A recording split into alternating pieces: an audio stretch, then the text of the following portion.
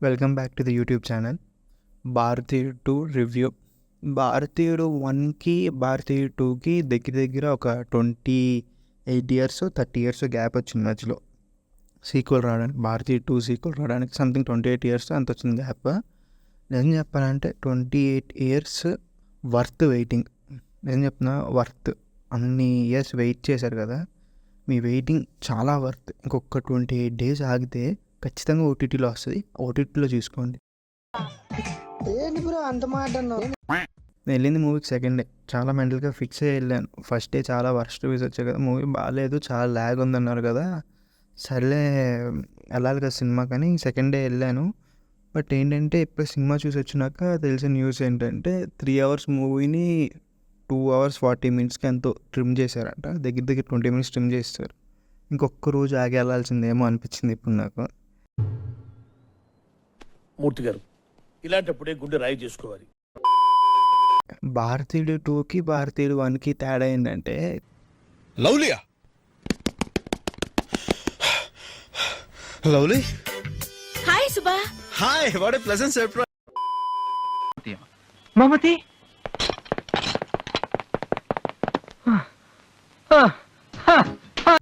Below average movie. ఇప్పుడు ఈ మూవీని కరెక్ట్గా తీసుంటే దగ్గర దగ్గర 1 అవర్లో అయిపోద్ది మూవీ. ఐ మీన్ ఆ కాన్సెప్ట్ చెప్పడం కానీ ఇది కానీ 1 అవర్ 1.5 అవర్. బట్ అసలు చాలా చాలా ల్యాగ్ చేస్తుంది మూవీలో. నిజం చెప్పాలంటే కమల్ హాసన్ ఉన్న పోర్షన్సే చాలా చిరాకు వస్తుంది మూవీలో. అది చాలా మైనస్ పాయింట్. కమల్ హాసన్ కోసమే సినిమాకి వెళ్తే కమల్ హాసన్ ఉన్న పోర్షన్సే చాలా ల్యాగ్. ఎంత ల్యాగ్ అంటే ఏమో ఊహించుకోలేం. ఒక చేజ్ సీన్ దగ్గర దగ్గర ఒక 15 to 20 మినిట్స్ ఉంటుంది. చేజ్ ఫైట్ సెకండ్ హాఫ్లో వస్తుంది. తిరుపతిలో వెంకటేశ్వర స్వామి చూసినప్పుడు కూడా ఇంత ఆనందం కలగలేదు. వరస్ట్ అసలు, అది మాత్రం చాలా వరస్ట్. దగ్గర దగ్గర మన చేజ్ ఎలా ఉంటుందంటే, మనం విశాఖపట్నంలో ఉన్న వాళ్ళకి బాగా తెలుస్తుంది. మన నోట్ల దగ్గర స్టార్ట్ అవుతే బీచ్, మన రిషికొండ బీచ్ ఉంటుంది చూసావా, అక్కడ వరకు మొత్తం అదంతా ఏరియా మొత్తం, ఆ రోడ్డు మొత్తం చూపిస్తారు సినిమాలో. అంత చేసి ఉంటుంది మొత్తం, అలా ఉంటుంది. అసలు మామూలుగా 'భారతీయుడు 1'లో సేతుపతి క్యారెక్టర్ ఎక్కువ మాట్లాడు, వస్తాడు పొడి చేసి వెళ్ళిపోతాడు అంతే. సేతుపతి ఇప్పుడు దీంట్లో 2లో అసలు ఎన్ని డైలాగులు ఉంటాయంటే, దీనమ్మ ఏంటిది ఇంత లెక్చర్ పీకుతున్నాడు, ఎందుకు ఇంత మాట్లాడుతున్నాడు, అసలు సంబంధం ఉండదు. డైలాగులు కూడా పెద్ద ఇంపాక్ట్ డైలాగులు ఏం కావు, జస్ట్ నార్మల్గా మాట్లాడుతూ ఏవో చెప్తున్నట్టు ఉంటుంది, కానీ దానివల్ల అంతేం ఇంపాక్ట్ అనిపించదు.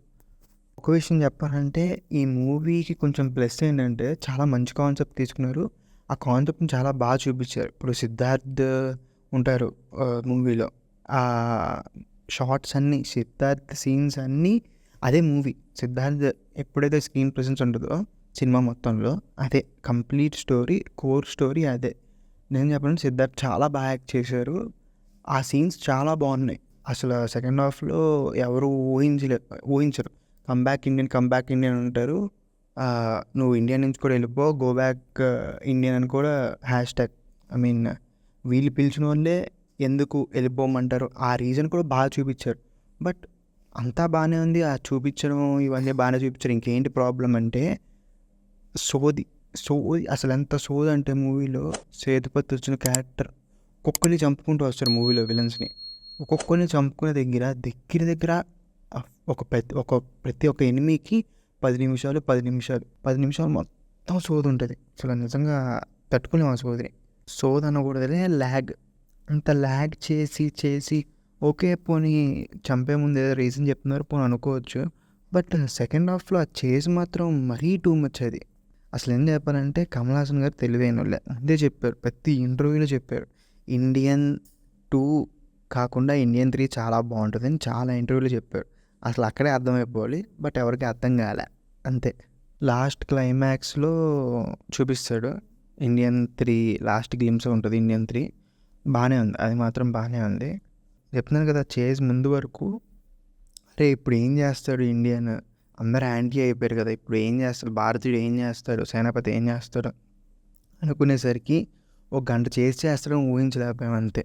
అంతకు మించి ఏం లేదు. ఓవరాల్గా మూవీ గురించి చెప్పాలంటే మరీ వరస్ట్ కాదు. అలా అని థియేటర్లో 3 గంటలు వేస్ట్ చేయాల్సిన, 3 గంటలు కూర్చుని చూసేంత సినిమా కూడా కాదు. ఓటీటీలో వస్తుంది, ఓటీటీలో చూసుకోండి.